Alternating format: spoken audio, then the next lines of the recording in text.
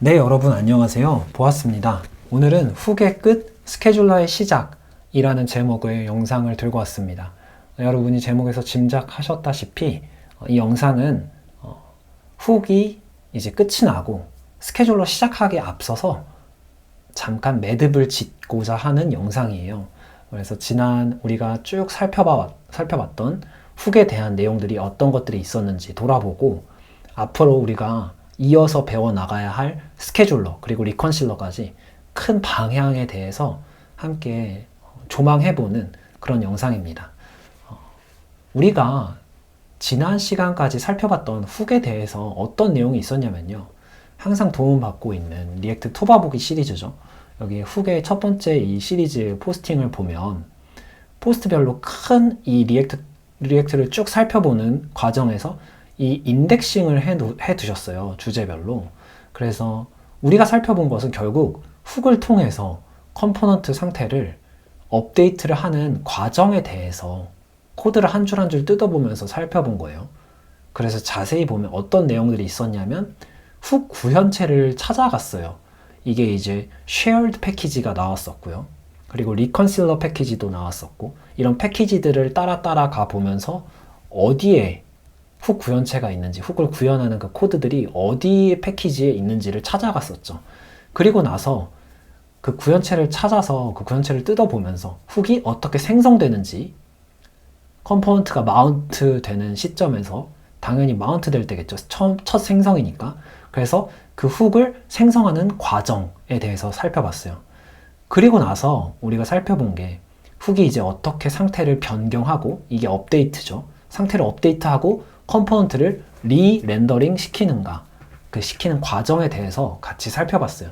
그래서 여러분이 기억이 나시겠지만 지난 시간 큰 덩어리를 보면 우리가 set state 함수죠. 그게 이제 컴포넌트의 상태 스테이트 값을 업데이트하는 거니까 set state 함수를 호출하는 두 가지 상황이 있었어요. 아이들 상황이랑 그리고 렌더 페이지 상황이 있었고 그 두 가지 상황에서 각각 set state가 어떻게 동작하는지를 쭉 살펴봤었죠. 그때 이제 아이들 상태, 즉 어떠한 업데이트도 없고 가장 처음으로 업데이트가 되는 아이들 상태에서는 쭉 로직을 따라오다 보면 마지막에 여기 보시는 것처럼 업데이트를 적용하기 위해서 워크를 스케줄러에 예약하기 위한 함수, 스케줄링 하기 위한 함수인 스케줄 워크라는 함수를 호출하면서 맞췄다. 이게 아마 당연히 기억이 나실 거예요. 그러면 여기까지 우리가 지난 쭉 훅을 공부해왔던 과정들, 그 내용에 대해서 한번 되짚어 봤어요. 그렇게 이 훅을 통해서 컴포넌트 상태를 업데이트한 다음에 이제 우리가 해야 할 일은 이 업데이트를 반영하게 될 워크를 스케줄러에게 전달하고 이 스케줄러는 스케줄링이 된 태스크를 적절한 시기에 실행하는 이 과정에 대해서 살펴보려고 해요. 이 과정의 시작, 그 입구 부분이 schedule work라는 함수가 되겠죠. 왜냐하면 가장 마지막에 저희가 살펴봤던 함수니까요. 훅이 컴포넌트 상태를 업데이트했을 때 가장 마지막에 호출하는 함수이기도 하고요. 그래서 이 schedule work를 살펴보기 위해서는 먼저 우리가 살펴봐야 하는 내용이 있어요. 그게 뭐냐면 이러한 과정, 이제 업데이트를 반영할 워크를 스케줄러에게 전달하고 스케줄러는 스케줄링된 태스크를 적절한 시기에 실행하는 과정에서 각 패키지의 역할이 있는데요. 그 중에 리컨실러라는 패키지는요.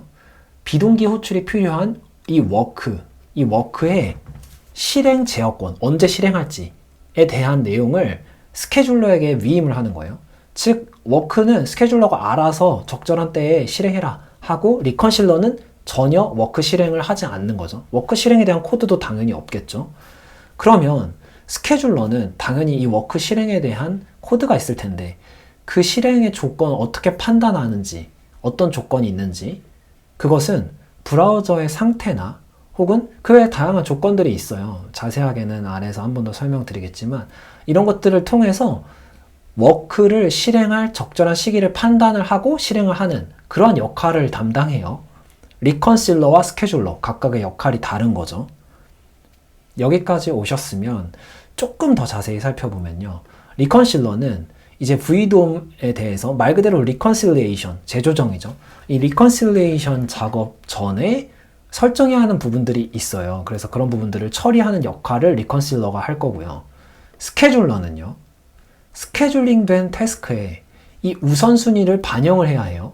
어떤 걸 먼저 실행할지. 그리고 그 실행의 적절한 때를 판단해서 결국은 이 태스크, 작업을 실행을 하는 거죠. 그리고 혹은 중단을 하는 거죠. 이때 고려해야 될 조건들이 있다고 말씀드렸잖아요. 여기 브라우저 상태나 다양한 조건이죠. 이거를 고려하기 위해서는 필요한 게 있어요. 뭐냐면 호스트 컨피그 파일이에요. 호스트 컨피그 모듈이에요. 이 모듈이 필요한데 이 호스트 컨피그라는 게 말 그대로 여러분이 이름에서 짐작하실 수 있는 것처럼 호스트에 대한 컨피그레이션이에요. 호스트가 뭐냐면 이 호스트 환경이라는 게 존재한다고 제가 설명드린 적이 있어요. 리액트 코어 패키지는 다양한 환경에서 돌아갈 수 있다고 설명드렸었죠. 지금은 우리가 주로 사용하는 브라우저 환경에서 돌아가는 리액트에 대해서 주로 설명하고 있지만 또 다른, 예를 들어서 모바일 환경이라든지 이런 다른 다양한 호스트 환경에서 돌아갈 수 있는 게 리액트죠. 그렇기 때문에 그 다양한 호스트 환경들에 대해서 컨피그를 기록해둔 그 정보를 가지고 있는 모듈이 존재해요. 그렇기 때문에 그 모듈을 안에서 우리가 사용할 수 있는 것들이 이 호스트 환경에 의존적인 API를 사용하는 모듈인 거예요. 예를 들면 비동기 API가 있겠죠. 이제 브라우저 안에서 또 퍼포먼스도 있고 is input pending이라는 것도 있어요. 이것에 대해서는 추후 기회가 되면 자세히 설명하는 영상을 따로 찍을게요. 지금 알아두실 것은 이런 것들은 브라우저의 상태와 다양한 조건들에 포함된다. 즉 스케줄러가 판단해야 하는 거다. 이 판단해야 하는 것들을 판단하기 위해서 호스트 컨피그 모듈이 존재한다. 스케줄러의 역할 중에 하나죠. 이 정도까지 여러분이 알아두시면 충분하고 오늘은 이렇게 이제 우리가 앞으로 살펴보게 될 업데이트를 반영할 워크를 스케줄러에게 전달하고 스케줄러는 스케줄링된 이 워크 안에 있는 태스크들을 적절한 시기에 실행한다. 워크 아니죠. 이 태스크랑 워크는 별개니까. 태스크를 적절한 시기에 이제 실행한다. 라는 건데, 이 과정을요, 이제 앞으로 자세히 코드를 한 줄 한 줄 또 뜯어볼 거예요.